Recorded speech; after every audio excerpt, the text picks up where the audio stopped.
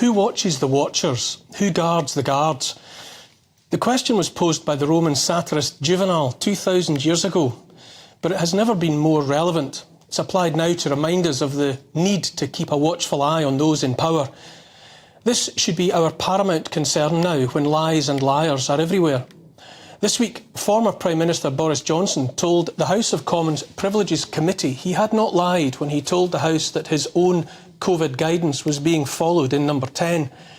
Note the word guidance, made especially interesting by the fact ordinary members of the public were, as I seem to recall, arrested, charged and fined for sitting together on park benches or on the beach. I'm not sure that's how guidance normally works. In any event, I honestly don't care whether he lied or not to Parliament. I don't care if they were having cake or coke. This is a red herring, a sleight of hand, a tactic to distract the gullible. The point that must neither be overlooked nor forgotten is that neither Johnson nor anyone else at those gatherings was demonstrably afraid of COVID. We know that because we've seen the photos of them standing together without masks. Standing apart and wearing masks was for the little people.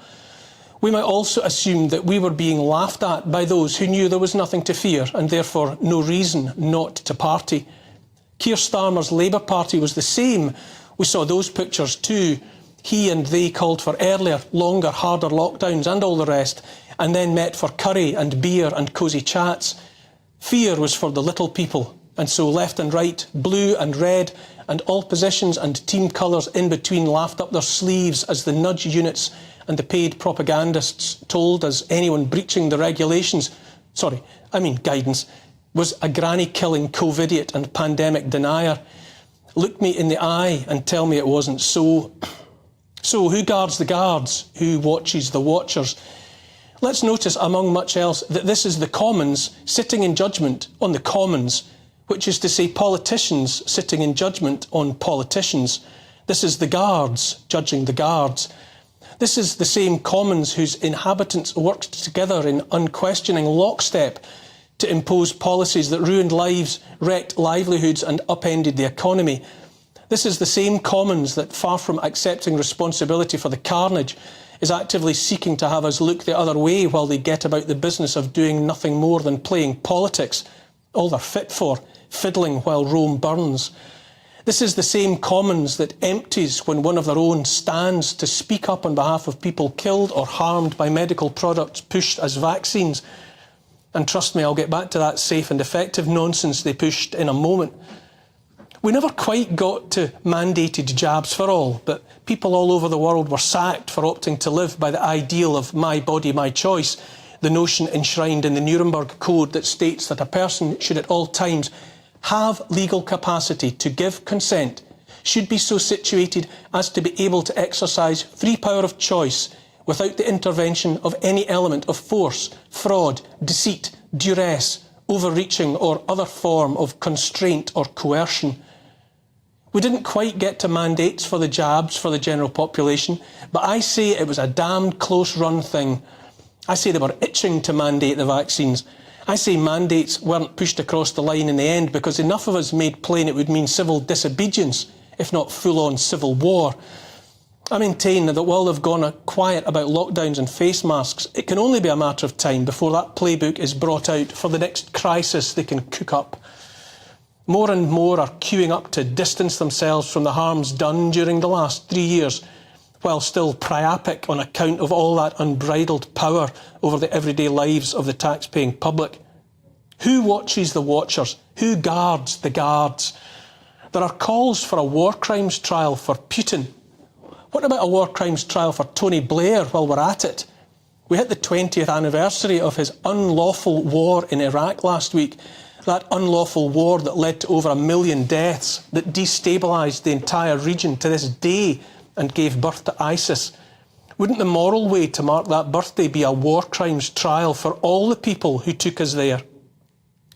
And while we're considering war crimes trials, shouldn't we look again at precisely what successive United States administrations did in Korea, in Vietnam, and more recently in Libya, and in Syria, and in Afghanistan, and other sovereign nation states too numerous to mention?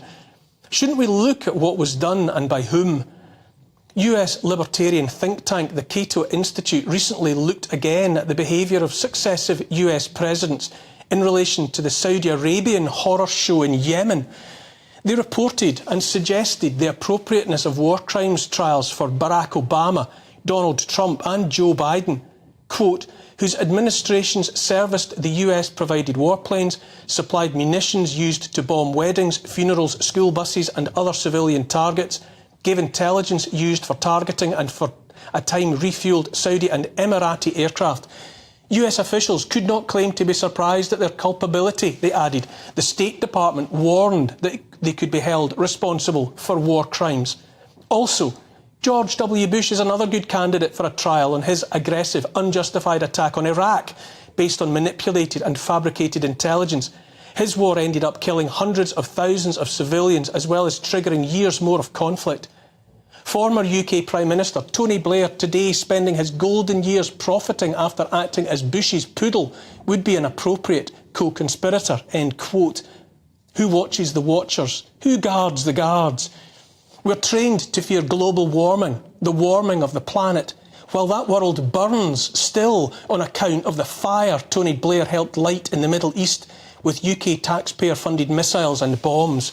Who watches the watchers? Who guards the guards?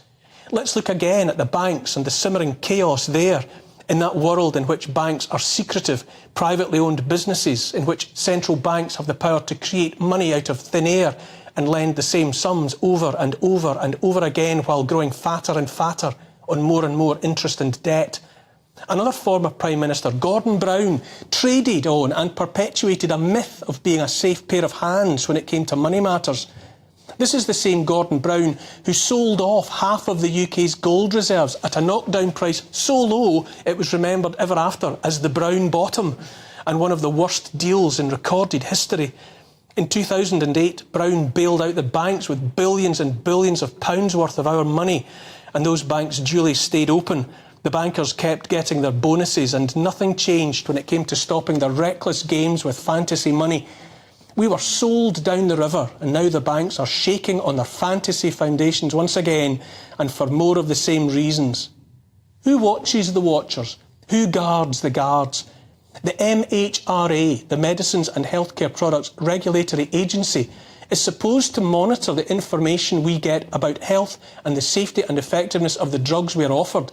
But the MHRA gets 86% of its funding from the pharmaceuticals industry. Is that the recipe for unbiased behaviour, always and only in the interests of the people? I'm only asking. It's the same the world over. 65% of the US Federal Drugs Administration comes from Big Pharma. Between 2006 and 2019, 9 out of 10 FDA commissioners went on to secure jobs with pharmaceutical companies. 89% of the European Medicines Agency funding comes from Big Pharma. 96% of the funding for the Therapeutic Goods Administration in Australia comes from Big Pharma. In Japan, the relevant agency gets 85% of its funding from Big Pharma. No less a publication than the British Medical Journal asked in a headline over a recent article, "From FDA to MHRA, are drug regulators for hire?" Obviously, I couldn't possibly say one way or the other. A recent report from Australia's TGA, the Therapeutic Goods Administration, equivalent to our MHRA, a report made available only by a Freedom of Information request, makes plain that in January 2021 it was known to anyone privy to Pfizer's own data that the lipid nanoparticle was widely distributed all around the human body. All of this was known before the so-called vaccines were approved for injection into billions of human beings, from babies up. Those entrusted with our healthcare knew in advance that the tiny oily bubbles carrying the making of the toxic spike protein could and would go to brains, hearts, livers, ovaries, testes, everywhere. And they went right ahead and did it anyway. Safe and effective, they said, over and over and over. Misinformation, anyone? If they were doing their jobs and reading reports like this, then Chris Whitty would have known, Patrick Vallance would have known, Anthony Fauci would have known. This information is out there now, in the public domain, though heavily redacted, and God alone knows what remains redacted. And so why isn't this front page and main TV news all around the world? Why not? Who watches the watchers? Who guards the guards? The answer is as stark as it is depressing. Westminster awards itself the power to make laws, enforce those laws, and decree the punishment for any transgressions of those laws. This is a textbook definition of the tyranny that our Constitution, enshrined in Magna Carta 1215, was specifically shaped to prevent. And yet here we are, with the watchers watching the watchers, the guards guarding the guards. It's as obvious as Boris Johnson's estrangement from the truth that this tyranny should never have been allowed to evolve, and that since it has, we must not tolerate it a moment longer. Decisions of importance must be made by those with skin in the game, but with no means to profit either directly or indirectly from the decisions they come to. Who guards the guards is a 2,000-year-old question. Older by 500 years is the Tao Te Ching, the Book of the Way, by Lao Tse, the old master. Last week, a friend reminded me of words that sound as though they might have been written this morning. When rich speculators prosper while farmers lose their land, when government officials spend money on weapons instead of cures, when the upper class is extravagant and irresponsible while the poor have nowhere to turn, all this is robbery and chaos. Robbery and chaos. That's what our leaders and their little wizards have inflicted upon us. It was true 2,500 years ago, and it's still true now. That old book also warns us about those who try to control, who use force to protect their power. They take from those who don't have enough and give to those who have far too much. This is how we will beat them, how we will win, by remembering what our ancestors learned long ago and finally doing something about it. Here's the thing. It's long past time to watch the guards. What we need all over the West, and once and for all, is a changing of the guards.